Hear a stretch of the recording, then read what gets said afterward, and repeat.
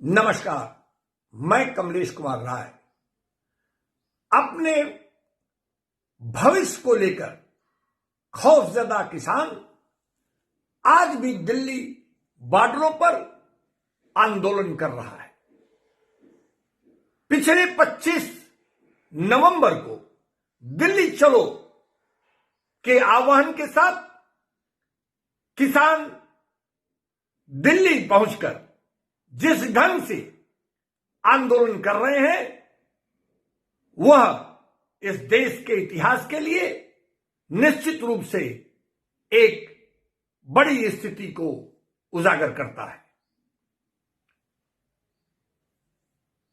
अन्नदाता माने जाने वाले किसान, जिसको आम आदमी से लेकर सरकार इस बात के लिए बिना किसी बहस माना जाता है कि ये अन्नदाता हमारे देश की भविष्य है, बावजूद इसके जिस ढंग से उनकी मांगों को लेकर तारीख पर तारीख सरकार द्वारा दिया जा रहा है, वह समझ से परे है। सवाल उठता है कि अब तक इस आंदोलन के दौरान 50 से ज्यादा किसानों की ठंड से मौत हो चुकी है।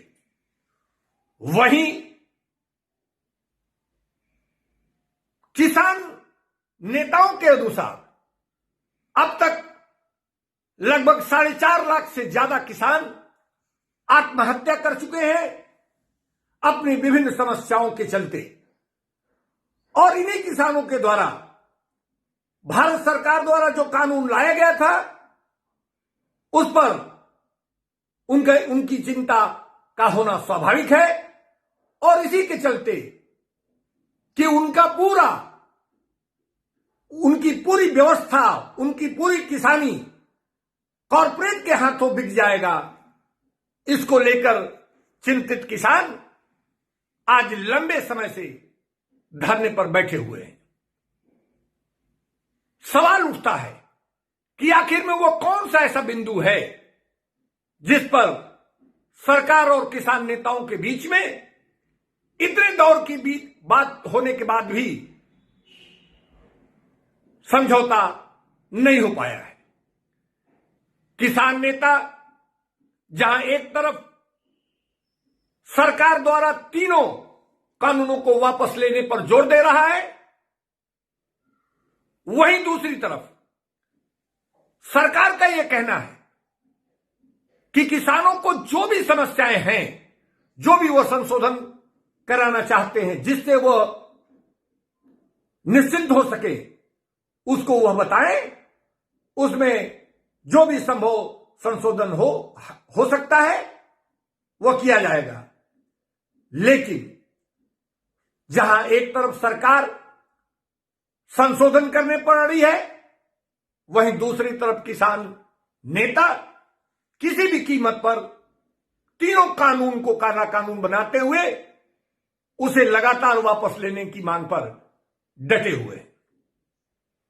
वहीं दूसरी तरफ एनआईए द्वारा कई नेताओं, केबल ऑपरेटरों और मीडिया को नोटिस जारी किया गया है। एनआईए का मानना है कि इस किसान आंदोलन के लिए विदेशों से धन मुहैया कराया जा रहा है। और यदि एनआईए की यह बात सही है तो निश्चित रूप से यह एक गंभीर विषय हो सकता है। लेकिन सवाल यह लाजमी है कि इतने दिन बाद बीत जाने के बाद भी सरकार आगे आकर उन तमाम समस्याओं को जिसके लिए किसान आंदोलन कर रहा है, उसके समाधान के लिए कोई रास्ता निकालने के लिए क्यों उत्सुक नहीं दिखती। जहां एक तरफ लगातार केंद्र सरकार के कृषि मंत्री द्वारा किसी भी स्थिति में तीनों कानूनों को वापस लेने की बात से इनकार किया जाता है, वहीं हमेशा सरकार की तरफ से खुले मन से किसान नेताओं से बात करने की बात दोहराई जाती है। यही नहीं, सरकार द्वारा हमेशा किसानों को आंदोलन के लिए उकसाने, उनको भ्रमित करने का आरोप भी विरोधी दलों पर लगाया जाता रहा है। लेकिन सवाल उठता है कि पंजाब, हरियाणा, राजस्थान से लेकर देश के तमाम प्रदेशों से आए किसान क्या इतने भोले हैं कि उनको अपनी समस्याओं के प्रति उन्हें भ्रमित किया जा सकता है? यह एक महत्वपूर्ण स्थिति जरूर है। किसानों का यह कहना है कि यदि यह तीनों कानून लागू कर दिए जाए तो निश्चित रूप से उनका आने वाला दिन अंधकारमय होगा और पूरी किसानी कॉरपोरेट के हाथों बिक जाएगा, उनका गुलाम हो जाएगा। वहीं दूसरी तरफ सुप्रीम कोर्ट द्वारा हस्तक्षेप करते हुए 5 सदस्यीय कमेटी नामित की गई है। सुप्रीम कोर्ट के इस नामांकन के बाद किसान किसी भी स्थिति में सुप्रीम कोर्ट के इस नामांकित 5 सदस्यीय कमेटी को मानने के लिए तैयार नहीं है।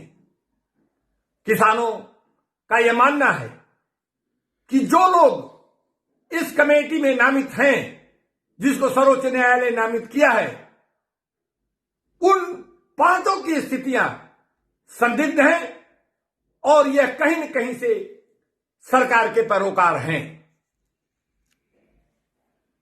किसान नेताओं का यह भी कहना है कि इन 5 सदस्यों में शामिल सभी सदस्य कभी न कभी मीडिया के माध्यम से, अपने आर्टिकलों के माध्यम से या अपने बयानों से उनके द्वारा सरकार के इस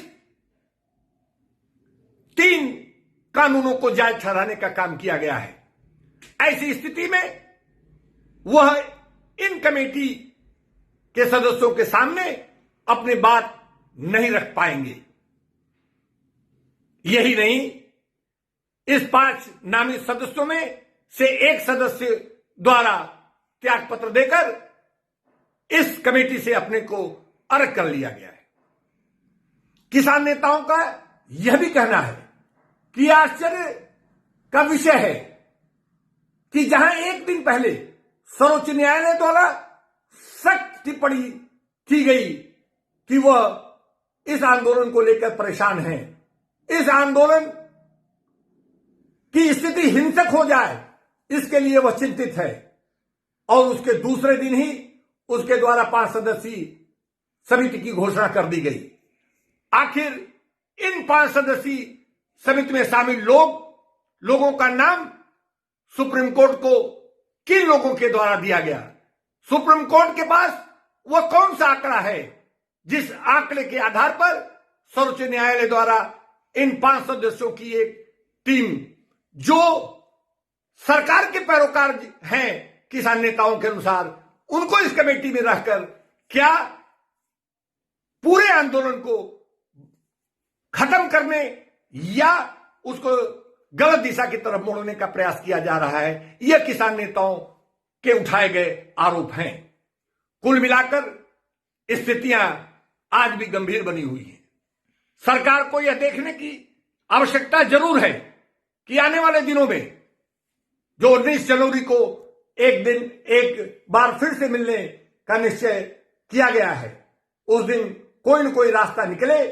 यह आम आदमी इसके लिए फिक्रमंद जरूर है, लेकिन यह भी जरूरी है कि ऐसी स्थिति का निर्माण दोनों पक्षों से किया जाए जिससे कोई बीच का रास्ता निकल सके और लंबे समय से जो किसान अपने मांगों को लेकर फिक्रमंद होने की स्थिति में दिल्ली बॉर्डरों पर इस ठंड में जमे पड़े हैं, उनको अपना आंदोलन समाप्त करना पड़े, समाप्त करने की स्थिति बन सके।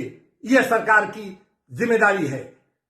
उपभोक्ता मंच इस बात की उम्मीद करता है कि आने वाले दिनों में सरकार गंभीरता से रास्ता निकालकर इस देश हित में, समाज हित में, किसानों के हित में एक सही रास्ता, एक सही राह और एक सही सब एक अच्छे माहौल का उसके द्वारा निर्माण कर एक सही राह निकालने का पूरा प्रयास किया जाएगा। उपभोक्ता मंच के लिए आज बस इतना ही। नमस्कार।